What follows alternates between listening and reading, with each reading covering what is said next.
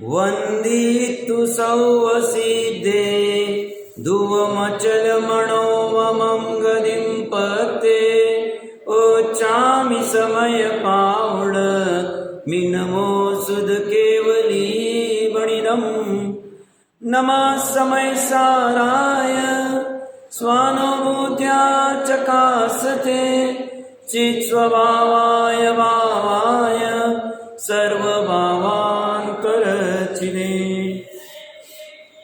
समय सार जी ग्रंथादिराज से बंद अधिकार में 254 से लेके 256वीं गाथा में आचार्य देव समझा रहे हैं कि एक जीव दूसरे जीव को सुखी दुखी नहीं कर सकता है, क्योंकि सुखी दुखी तो कर्म के उदय से होता है और कर्म का उदय एक जीव दूसरे जीव को दे नहीं सकता है, क्योंकि कर्म का उदय तो प्रत्येक जीव का अपना स्वयं का है। जिसका उसने बंद किया है उसी का उदय होगा और दूसरा लाके उसको उदय में ला नहीं सकता है।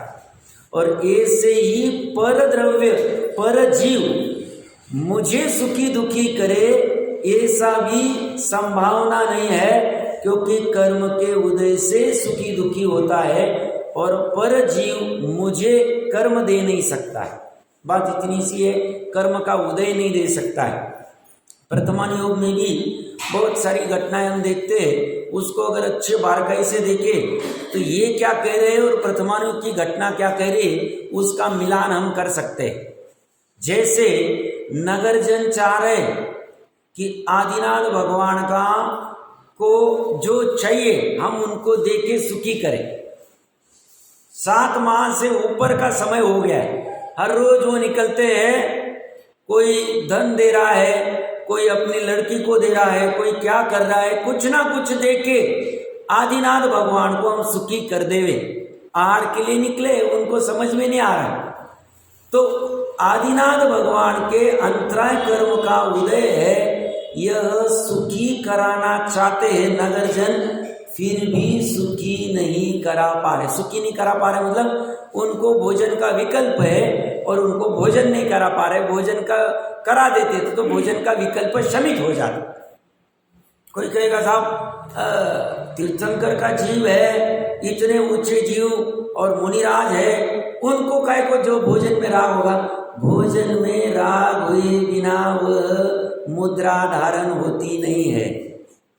भले ही वो संजलन वाला राग है, राग तो है वाह, उस राग के अनुसार वो निकले और वह विकल्प शमन नहीं हो रहा है, इसलिए हर रोज निकले।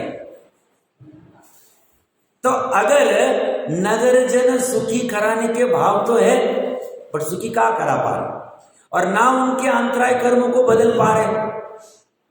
कितने दिनों का अंतराय कर्म? 7 माह के ऊपर 15 दिन आदि जो भी कुछ होगा देख लेना चाहिए, वो कर नहीं पा रहे। यहां पे विद्युत चोर उस वेश्या को सुखी कराना चाहता है, वो हार चुरा के लाके उसको देके, बट वेश्या के अंतराय कर्म का उदय उस हार संबंध में ये चाह के भी सुखी नहीं करा पा रहा है। ऐसा ही दुखी के संदर्भ में समझना। वो बाघ मुनिराज को खा के दुखी करना चाहता है, बट मुनिराज का अभी आयु आदि शेष है, दुखी होना संभव नहीं। तो बीच में सुअर आ जाएगा, कुछ भी निमित्त आ जाएगा, वो उसे खाने नहीं दे। ऐसे सब में घटित कर लेना। गज कुमार जी को वो सोमी दुखी कराना चाहता है, इसने मेरे लड़की को ये किया, मैं इसको छोड़ूंगा नहीं, और पाल बांध के उसको दुखी करना चाहता है। पर गज कुमार जी तो अनंत सुखी हो गए। सुखी भी नहीं, सुखी और अनंत सुखी में फर्क है, क्योंकि सुखी जो यहाँ वाला है वो इंद्रिय जनित सुख की बात चल रही, और अनंत सुखी जो है वो आत्मजनित सुख की बात कर रहे हैं, अतीन्द्रिय सुख की बात कर रहे हैं। तो वो तो चाह रहा था मैं इसको दुखी करूं, बट ये दुखी भी नहीं होते, सुखी भी नहीं होते और अनंत सुखी हो जाता। फर्क कहां से पड़ रहा है? फिर से फोकस कहां चल रहा है? उपादान के ऊपर। पूरा फोकस उपादान पे चले। और इसीलिए कल जो बहन का प्रश्न था कि पुरुषार्थ ही फाइनली, बात तो पुरुषार्थ की चले, क्योंकि इसीलिए टोडरमल जी साहब कह रहे पर्याय में तुम्हारा पुरुषार्थ चालू हो गया। 3 पर्याय याद रखना इसको। तो यहां तुम्हारा पुरुषार्थ चालू हो गया। मेन तो ज्ञान में पुरुषार्थ चालू हो।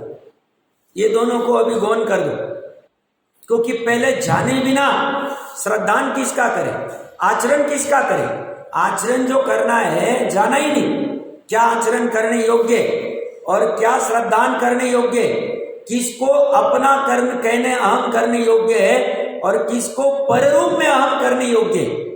पररूप भी अहम करते, ये पर है, उसको पररूप अहम किया, हमने अपने रूप अहम नहीं किया, ये भी एक अहम है।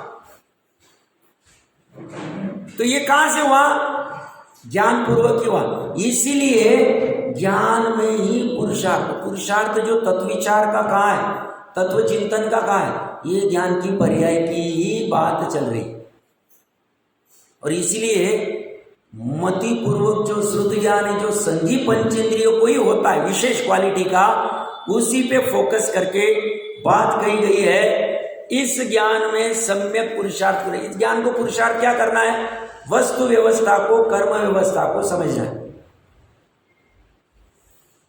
ये समझे वस्तु व्यवस्था में 2 ही वस्तु, एक स्व वस्तु और ये पर वस्तु।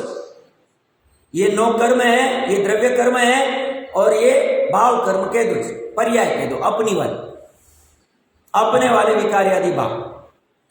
इसमें स्व वस्तु का और पर वस्तु का ज्ञान करना बली बात। इसे भी पर कह दिया मैंने किस अपेक्षा से? क्योंकि विकार बाहर जा रहा है। कब से जा रहा है? अनादिकाल से जा रहा है। अनादिकाल से दुखी कर रहा है। दुखी कर रहा है मतलब दुख की पर्याय यहां उत्पन्न हो रही है और अंदर झटपटाहट हो रही है। तो पुरुषार्थ जैसी ज्ञान का चालू हुआ, वस्तु व्यवस्था को भली भांति समझना है। ऐसे ही समझना, तुम्हें निमित्त भी मिल गया है, तुम्हारी काल लब्धि भी आ गई है, तुम्हारे होनार भी हो जाए, तभी तुम्हें यह भाव हुआ कि वो बाकी की क्रिया। इस ज्ञान को व्यापार धंधे का ज्ञान करने का भी पुरुषार्थ नहीं हो रहा है। घर में कौन सा नया पकवान कैसे बनाऊं, उसका पुरुषार्थ नहीं कर रहा है। अब वो पुरुषार्थ कर रहा है दाल रोटी खाएंगे, जितना पैसा कमाना उतना होगा, और ये पुरुषार्थ कर लेता हूं। तो उसने वो पुरुषार्थ तो अज्ञानी का भी चल रहा है और ज्ञानी का भी चल रहा है, बट सम्यक और विपरीत पुरुषार्थ, इसमें फर्क पड़ जाता है।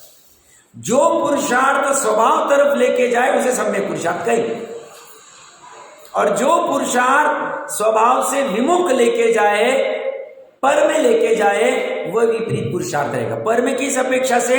उपादेय बुद्धि से।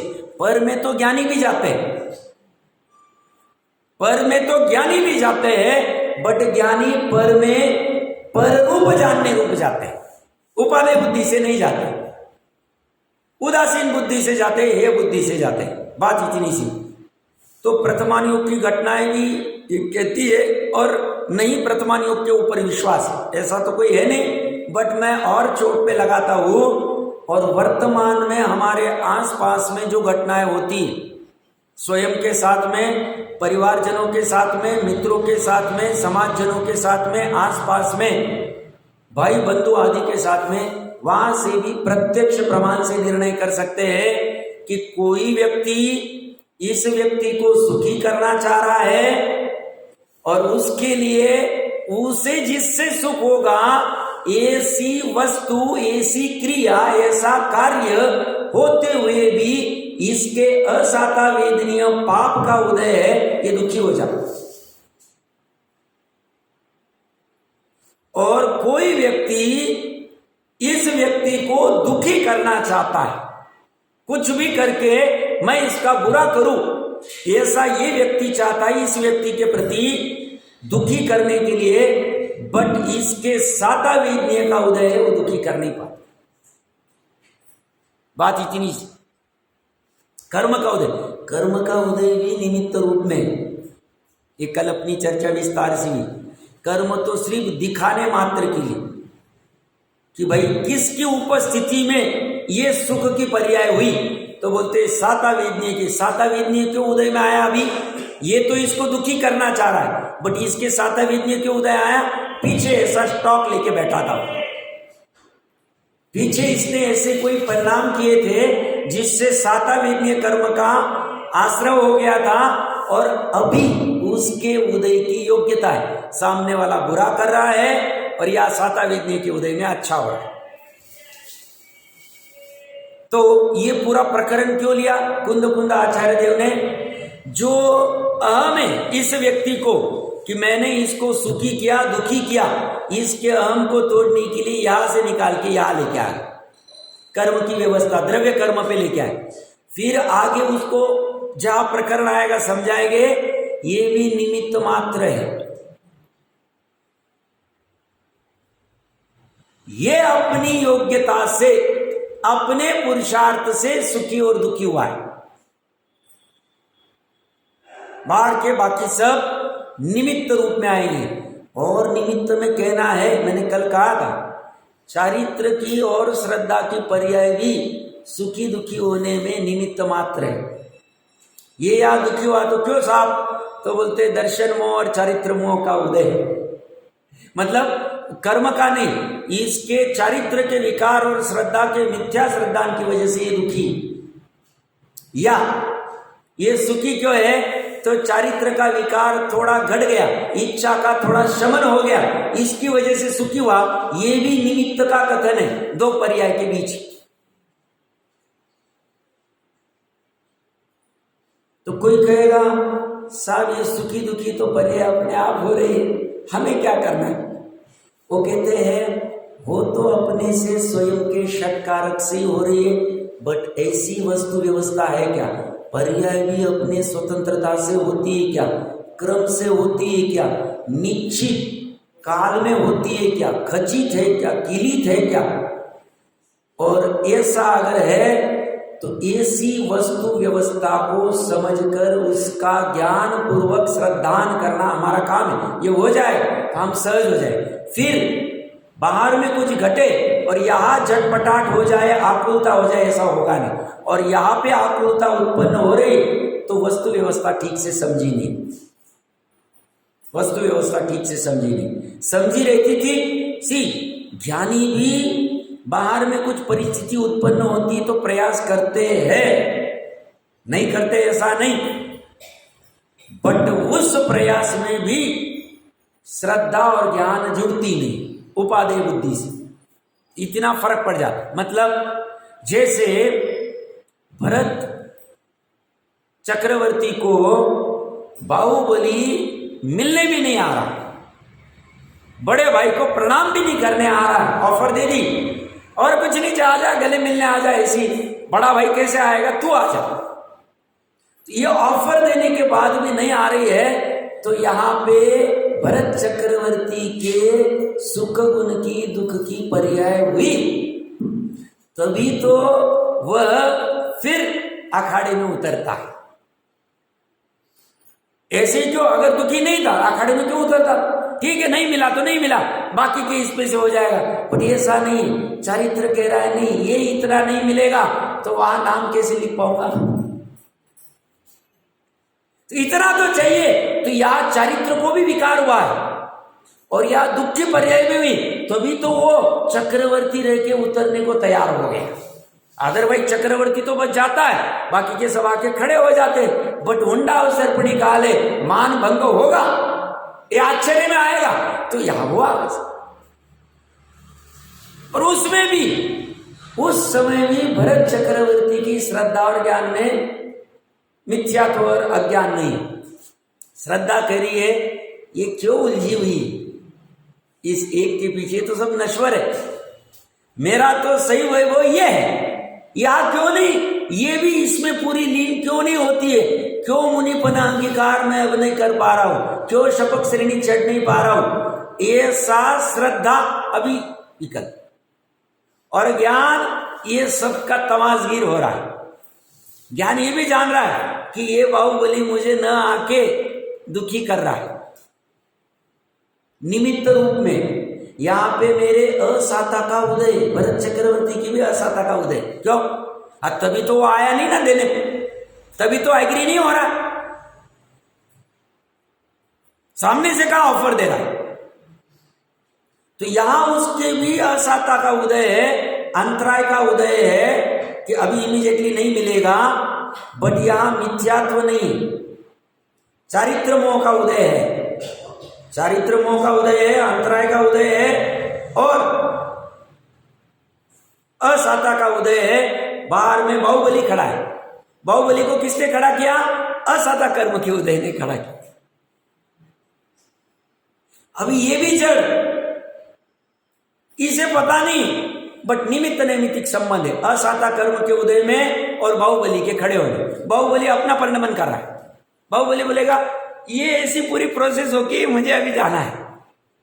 दोनों तद्भव मोक्षगामी।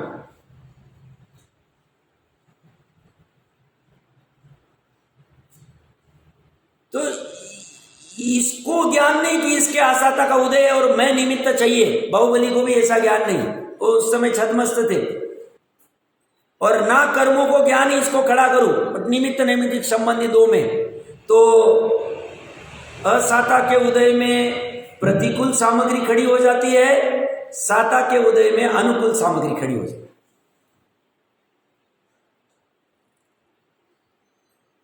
यहां मिथ्यात्व रहा तो यहां तीव्र दुखी है और कर्मों का बंध ही करता है।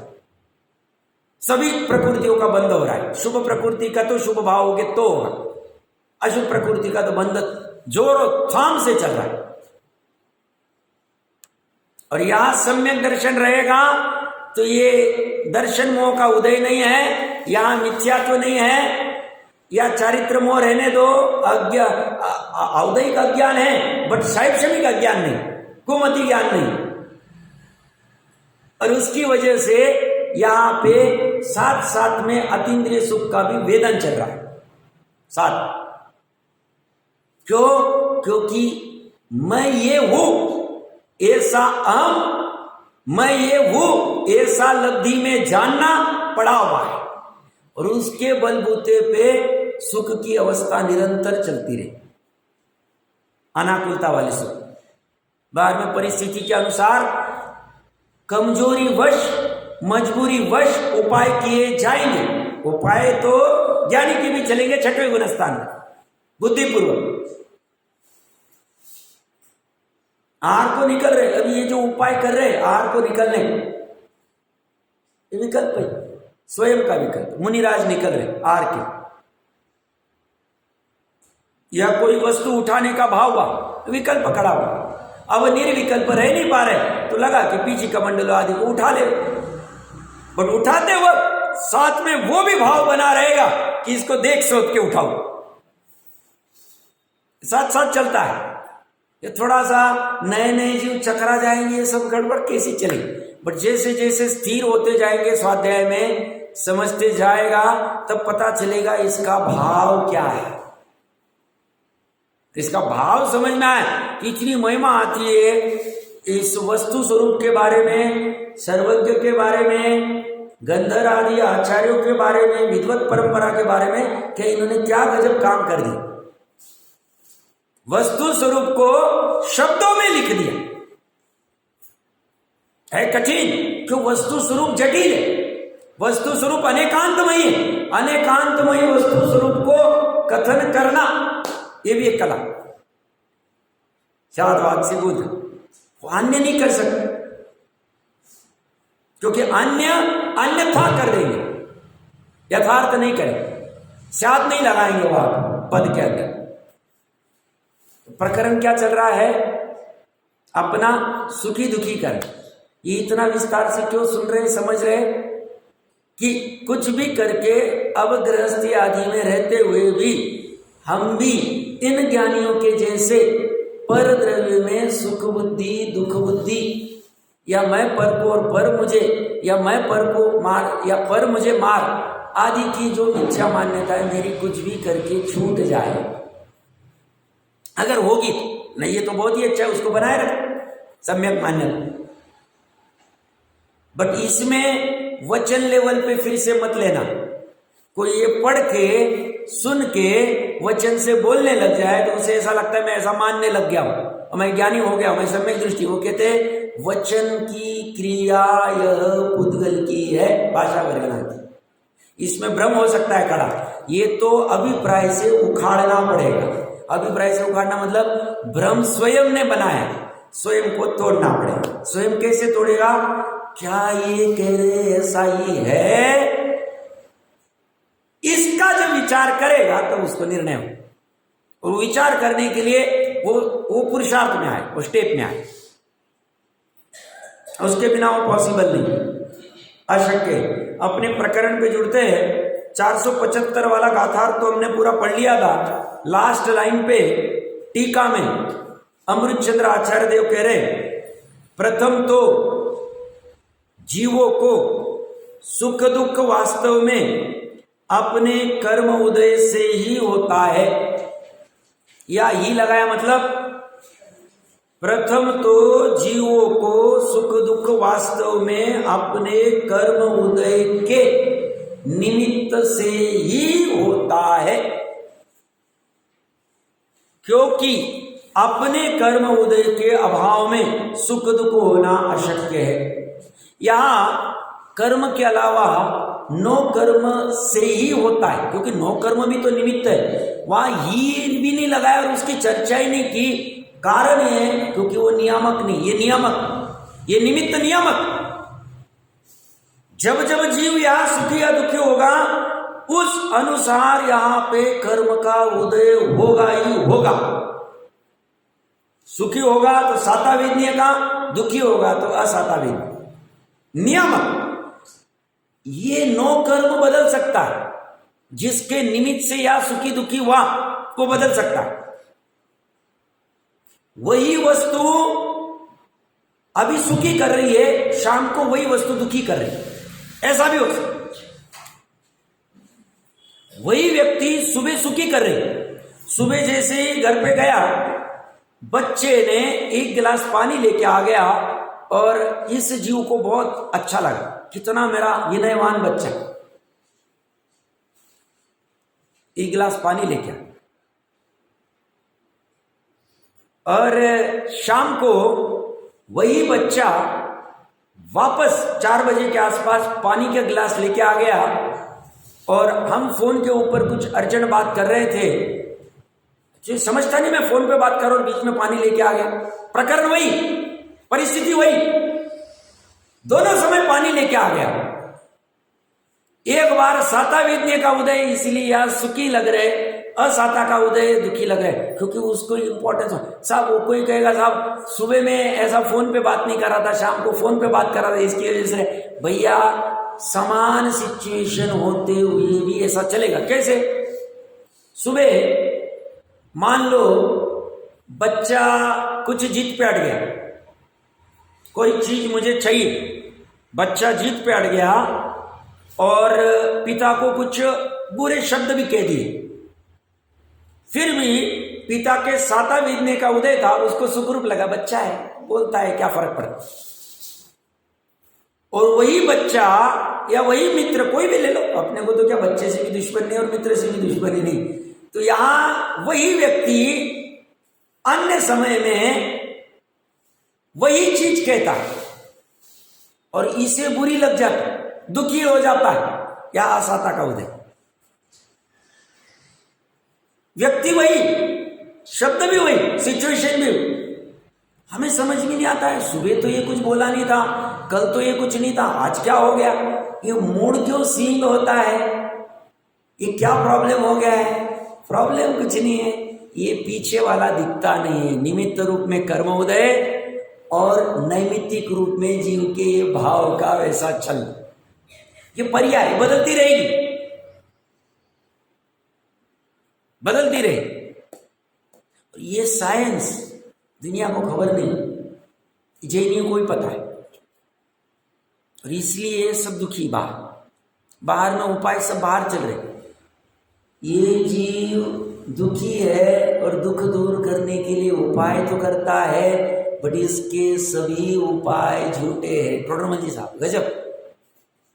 दूसरे अधिकार के प्रारंभ में भी, तीसरे अधिकार, इसके उपाय झूठे, क्योंकि उपाय कर रहा है बाहर में, पर में उपाय करेगा तो मरेगा, स्व में उपाय करेगा तो जिए। सुखी दुखी का कारण एक मान। और ये वाला जो पार्ट अगर मिल जाए, इसका निर्णय हो जाए, ज्ञान श्रद्धा चरित्र को, ज्ञान को हो जाए तो बाकी का भी हो जाए। ये अगर हो जाए विकल्पात्मक दशा में भी, यहाँ पे एकदम शांति आ जाए। इसलिए जैनी प्रसन्न रहता है। कारण क्या? क्योंकि जैनी के ज्ञान को अपने अनादि निधन स्वभाव का विकल्प में निर्णय है। निर्विकल्प की भी बात नहीं कर रहा हूं मैं विकल्पात्मक की बात कर रहा हूं। हाँ, मैं ऐसा ही हूं, मैं अनादि निधन तत्व ही हूं, मैं मरने वाला नहीं, मेरा कुछ कम होने वाला नहीं, पर द्रव्य से मुझे कुछ होने वाला नहीं, मेरे से पर द्रव्य को कुछ होने वाला। ये सी उसे ज्ञान में श्रद्धा में दृढ़ता होती, उसी बलबूते पे प्रसन्नता है। और इसी दृढ़ता नहीं, और फिर कितना भी लौकिक में बड़ा व्यक्ति बन जाए, धन से, डिग्री से, सर्टिफिकेट से, आदि आदि से, डेजिग्नेशन से, तो भी वो खोखला रह जाता है, क्योंकि उसे यहाँ की खबर नहीं, इस एक वस्तु की खबर नहीं, एक वस्तु की खबर नहीं। बस इतनी सी बात। वस्तु स्वयं की, स्वयं को खबर नहीं। देखो कितना अच्छा है। और इच्छा भी नहीं हो रही। देखो मोह कर्म का कैसा उदय, भ्रम का कैसा उदय, निमित्त रूप में कह रहा हूं मैं, तो जीव ही नहीं पुरुषार्थ करता। सब मिथ्यात्व का उदय हम कैसे पुरुषार्थ कर पाएंगे? हम अपनी शक्ति प्रमाण संगी पंचेंद्रिय मिलने के बाद अपनी जैसी कदम होंगे वैसा डालना चालू करेंगे मोक्ष मार्ग की तरफ। ये अपने आप ढीला पड़ता जाए। इसे ढीला करने का एक ही उपाय है, हमने अपना स्वाध्याय, भावना और शक्ति प्रमाण विचार चालू कर देना। ये ढीला पड़ता जाएगा, ये घटता जाएगा। दर्शन मोह, चारित्र मोह, ये होता जाएगा। ऐसे ऐसे इसका सामर्थ्य बढ़ता है। ये दोनों साथ में चलेंगे, निमित्त नैमित्तिक से चलेंगे। इसे ढीला करने के लिए और दूसरा कोई उपाय नहीं, ना तलवार, ना बंदूक, ना बॉम्ब स्फोट, कुछ भी नहीं, कुछ नहीं चाहिए। इसी ढीला करने का ज्ञान मात्र उपाय। तो ये क्या कह रहे हैं? प्रथम तो जीवों को सुख दुख वास्तव में अपने कर्म उदय से, कर्म उदय के निमित्त से ही, ये अपने को सातवार लगाते आना चाहिए। कर्म उदय उपादान नहीं, कर्म उदय के उपादान के निमित्त से ऐसा नहीं, उपादान के निमित्त, कर्म उदय के निमित्त से ही होता है। क्योंकि अपने कर्म उदय के अभाव में, अपने क्यों कहा है? स्वामी जी ने अच्छा बोला है। अपने मतलब अपने मत मान लेना, अपने इसलिए कहा है क्योंकि अपने परिणाम के निमित्त से ही ये बंधे हैं, सत्ता में थे और उदय में आ रहे, इसलिए अपने कहे। अपने मतलब निश्चय से अपने नहीं, अपने कहने का अर्थ यह इतना सा है, अपने परिणामों के निमित्त से ये बंधे थे और अब उदय में आ रहे। तो उनके कर्म उदय के अभाव में सुख दुख होना अशक्य है, पॉसिबल ही नहीं। अपने अभी शुरू में उदाहरण लिए, ये दुखी करना चाह रहा है बट असाता का उदय नहीं है, दुखी नहीं हो रहा है। ये सुखी करना चाह रहा है बट साता का उदय नहीं है, सुखी नहीं हो रहा। बात इतनी सी है, बात इतनी। ये साइंस कुछ भी करके समझ जाना। और ये जो यहाँ कर्मोदय की बात आ रही, जैसे न आचार्य देव इसी की टीका में 254 से 256 की टीका में अभी चर्चा करेंगे। तो आज शुभ अशुभ कर्म, पूरी कर्म फिलॉसफी डाल दी। अध्यात्म के शास्त्र में सब मात्र आत्मा की बात होती है, इसी नहीं है। शुभ अशुभ कर्म की चर्चा उन्होंने की है। और शुभ अशुभ कर्म में 8 कर्म की 148 सभी प्रकृति आ गई। और 148 प्रकृति आ गई तो उन कर्मों की क्या क्या अवस्था होती है? उनका बंध, उनकी सत्ता, उनका उदय, उनकी उदीर्णा, उनका अपकर्षण, उनका उत्कर्षण, उनका संक्रमण, उनका निदत्ति, निकाचित, उपशम, शैपशम सब आ जाए, सभी अवस्था, ये सब पता होना चाहिए, तब इसके भाव खुलेंगे। ये तो बोलते हैं तुम्हें कर्म क्या होते, शुभ क्या होते, अशुभ क्या होते, जीव विपाकी क्या होते, पुद्गल विपाकी क्या होते, वहां जाके देखो। हम यहां नहीं करेंगे, यहां तो हम फोकस सिर्फ अध्यात्म पे करेंगे, आत्मा की अधिकता से बात करेंगे। बट तुम्हें वो भी थोड़ा ज्ञान होना चाहिए, तो हम यहां क्या कह रहे हैं, उसका भाव वासन हो, इसलिए उसका कंटाला नहीं करना, उसका तिरस्कार नहीं करना, क्योंकि भाव नहीं वासित हो।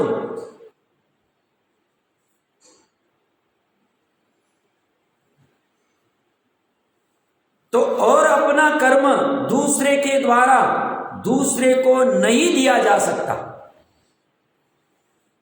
क्योंकि वह अपना कर्म अपने परिणाम से ही उपार्जित होता है। अपने परिणाम से अपना कर्म, अन्य के परिणाम से अन्य का कर्म उपार्जित होता नहीं। होने लग जाए तो वस्तु व्यवस्था बिगड़ जाए, फिर तो कोई भी किसी का करने लग जाए। तो कितनी सुंदर व्यवस्था है, जो कल्पना करो, मेरा बुरा मेरे परिणामों से, मेरा अच्छा मेरे परिणामों से, अन्य की कोई नहीं। ऐसी कौन बात करेगा स्वतंत्रता? वस्तु व्यवस्था भी ऐसी है, और ऐसी वस्तु व्यवस्था को बताने के बाद जो वस्तु व्यवस्था को भली भांति समझते, उनकी सामर्थ्य कहने। और ये वस्तु व्यवस्था दिखती नहीं है चर्म चक्षुओं से, क्योंकि 6 द्रव्य में से 5 द्रव्य अमूर्तिक है, आंखों से दिखते ही नहीं। और छठवा जो आंखों से दिखते हैं वो भी बड़े बड़े स्कंद दिखते, पर्यायी दिखती, द्रव्य दिखता ही नहीं, गुण दिखती नहीं। इन सब की व्यवस्था को ये जाने, इसलिए इसकी महिमा आती थी। तो वो कह रहा है अपना कर्म अपने परिणाम से ही उपार्जित होता है, इसलिए किसी भी प्रकार से एक दूसरे को सुख दुख नहीं कर सकता, सुखी दुखी सुख दुख नहीं कर सकता। इसलिए यह अध्यवसाय ध्रुव रूप से अज्ञान है कि मैं परजीवों को सुखी दुखी करता हूं और परजीव मुझे सुखी दुखी करते हैं, महाअज्ञान। भावार्थ, अपने जिन धर्म की अगर महिमा आनी है तो अन्य मति के कभी शास्त्र पढ़ के देख, कहीं भी ये मिलेगा नहीं। इसको अज्ञान का, इसको मिथ्यात्व का, ऐसा कहीं नहीं, वह चर्चा ही नहीं। इसलिए टोडरमल जी साहब ने लिखा है कि अन्य मत के भी पढ़ के उससे जब पता चलता है अरे ये बात तो यहाँ है नहीं, यहाँ है तो वहां नहीं, तो वो उसको महिमा सहज में महिमा आती। भावार्थ, जीव का जैसा आशय हो तदनुसार जगत में कार्य न होते हो तो वह आशय अज्ञान है। इसलिए सभी जीव अपने अपने कर्म उदय से सुखी दुखी होते। वहां यह मानना कि मैं पर को सुखी दुखी करता हूं और पर मुझे सुखी दुखी करता है, सो अज्ञान है। स्टेटमेंट इतना गजब का है, मैंने कल भी कहा था, अनादिकाल से आज तक, अनादिकाल मतलब कितना काल है पता नहीं, पता नहीं मतलब उसकी आदि ही नहीं, एक भी जीव ने एक भी दूसरे जीव को सुखी नहीं किया और दुखी भी नहीं किया। तो साहब ये जो बाहर में धुन चल रही, मैंने बच्चों को सुखी किया, मैंने दोस्त को सुखी किया, मैंने शत्रु को दुखी किया, मैंने ऐसा किया, मैंने वैसा किया, ये क्या है? बोलता है ये बोलने वाला भी और मानने वाला दोनों भ्रमित,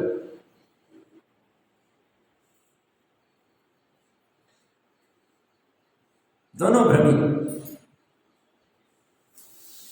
एकदम परम निश्चय का कथन चल रहा है।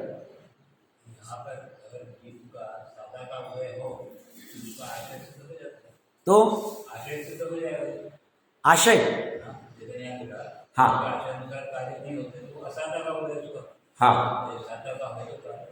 हाँ, मतलब साता का उदय और उसी से वो सुखी होता है, असाता का उदय उसी से दुखी होता है।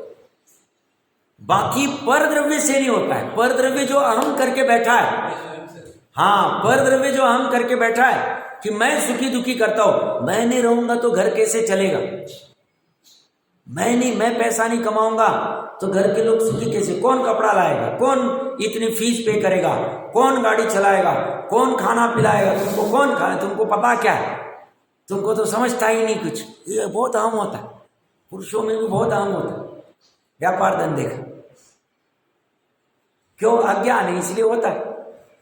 तो ये कह रहे हैं, तो ये तो हमने खड़ा किया ना, ये कहते ना, ये सब मैंने जीरो में से खड़ा किया। पिता से मैंने कुछ भी नहीं लिया, इससे कुछ भी नहीं लिया, मैंने जीरो में से। अरे तुम कौन होते हो खड़ा करने वाले? वस्तु अपने स्वयं से। तो कोई स्वामी जी को पूछता है कि पुद्गल परमाणु को, पुद्गल को तो ज्ञान नहीं है, वो कैसे परिणमन करता है? बोलता है परिणमन कराने के लिए ज्ञान की थोड़ी आवश्यकता है, क्रियावती शक्ति उसकी परिणमन करता है। परिणमन कराने के लिए उसको शक्ति और द्रव्य तो गुण है ना, हर समय परिणमन करेगा अपने अपने उपादान।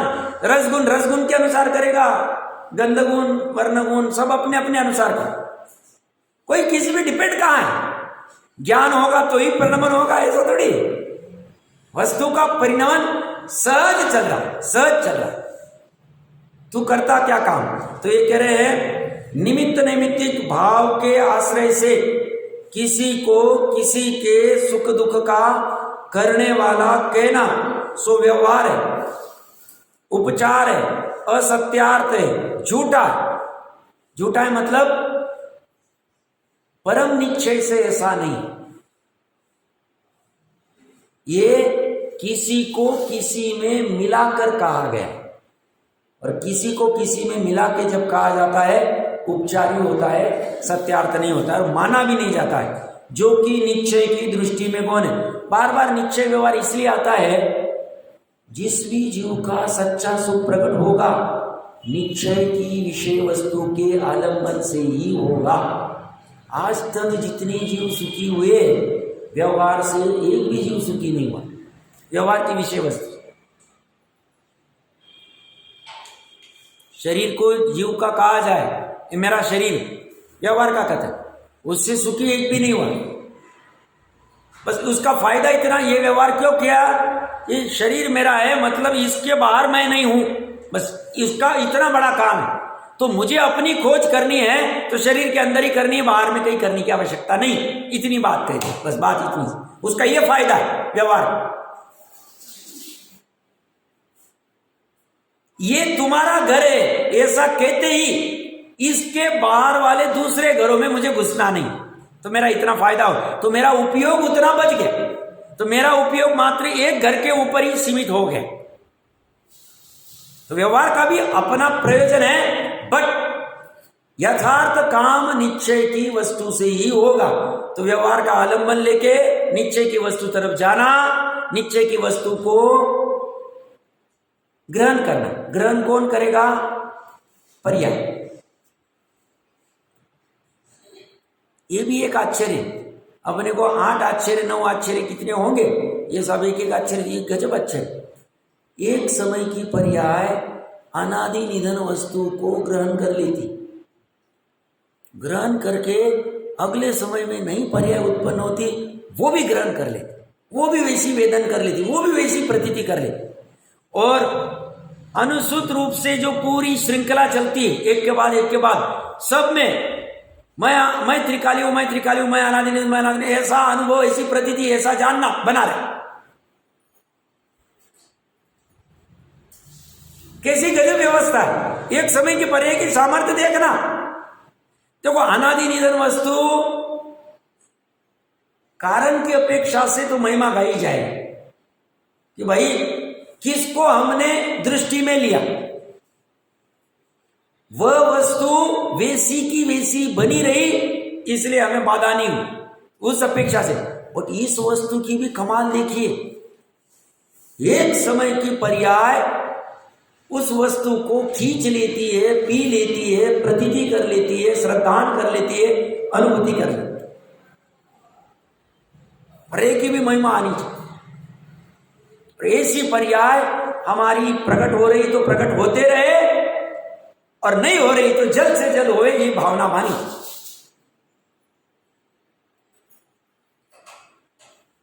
निमित्त नैमित्तिक भाव के आश्रय से सुख दुख का करने वाला कहना सो व्यवहार है, जो कि निश्चय की दृष्टि में गौण है। निश्चय की दृष्टि में इसको गौण किया, बाकी दोनों की आवश्यकता है।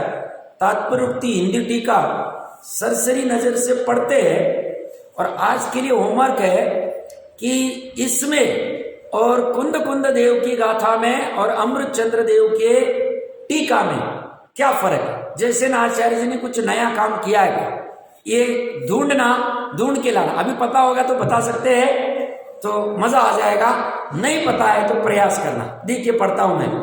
तात्पर्य वृत्ति हिंदी, अब पर के सुख दुख मैं करता हूं, अर्थात अन्य जीव को मैं सुखी दुखी करता हूं, ऐसा परिणाम करने वाला अध्यवसानी अज्ञानी कैसे होता है। कम्म निमित्तम सव्वे दुखित सुविधा हवंती यदि सत्ता, यदि कर्म उदय के निमित्त से सभी जीव सुखी दुखी होते हैं। कम्मम क्षण देशी तुमम दुखित सुविधा कहम कदाते, और तुम तो शुभ अशुभ कर्म नहीं देते हो, तो फिर जीवों को तुमने सुखी दुखी कैसे किया। किसी प्रकार भी सुखी दुखी नहीं किया। कम्म निमित्तम सव्वे दुखित सुविधा हवंती यदि सत्ता, यदि कर्म उदय के निमित्त से सभी जीव सुखी दुखी होते हैं। कम्मम क्षण देशी तुमम कहतम सुविदो कदो तेहिम, और वे तो तुमको शुभाशुभ कर्म नहीं देते हैं, तो फिर तुम किस प्रकार उनके द्वारा सुखी किए गए। किसी भी प्रकार से वे तुम्हें सुखी नहीं कर सकते। कम्मोदयेन जीवा दुखित सुविधा हवंती यदि सव्वे, यदि कर्म उदय से सभी जीव सुखी दुखी होते हैं। कम्मम क्षण देशी तुमम कहतम द्विदो कदो तेहिम, और वे तो तुमको शुभाशुभ कर्म नहीं देते हैं, तो फिर तुम किस प्रकार उनके द्वारा दुखी किए गए। अर्थात किसी भी प्रकार से वे जीव तुम्हें दुखी नहीं कर सकते। कुछ विशेष कहते हैं, प्रथम तो तत्वज्ञानी जीव मैं दूसरे जीवों के लिए सुख दुख देता हूं, ऐसा विकल्प नहीं करता है। जब निर्विकल्प समाधि का अभाव होने पर शुद्ध उपयोग में नहीं रह पाता है, परमात्मा से मैं सुख दुख करता हूं ऐसे विकल्प होते, तब वह तत्वज्ञानी जीव मन में विचार करता है कि इस जीव का अंतरंग पुण्य पाप का उदय हुआ है, जिससे वह सुखी दुखी हुआ है, मैं तो उसका निमित्त मात्र हूं। ऐसा जानकर मन में हर्ष विषाद परिणाम से गर्व नहीं करता है। इस प्रकार मैं पर जीवों का जीवन मरण सुख दुख करता हूं। ऐसे व्याख्यान की मुख्यता से 7 गाथाओं द्वारा दूसरा स्थल पूर्ण हुआ। इस